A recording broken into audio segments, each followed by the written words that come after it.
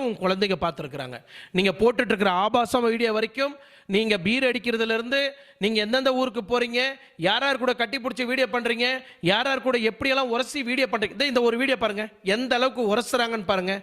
இந்த அளவுக்கு உரசி வீடியோ போட்டால் உங்கள் பொண்ணுங்க பார்க்க மாட்டாங்களா? உங்கள் பொண்ணுங்க கெட்டு போக மாட்டாங்களா?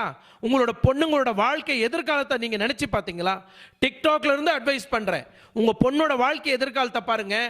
நீங்கள் ஆபாசமாக வீடியோ போட்டு அவங்க நாளைக்கு கல்யாணம் பண்ணிக்கிட்டு போனாங்கன்னா உங்கள் பொண்ணு சாதனா, உங்கள் குழந்தைங்களுக்கு தான் பாதிப்பு.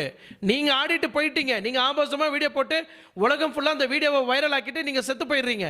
நாளைக்கு அந்த வளர்ந்தக்கூடிய அந்த குழந்தைங்களோட லைஃப் என்ன? வளரக்கூடிய அந்த குழந்தைங்களோட ஃபியூச்சர் என்ன? அவங்களோட எதிர்காலம் என்ன? இது ஏன் உங்கள் மாமன் தட்டி கேட்க மாட்டேன்றாரு?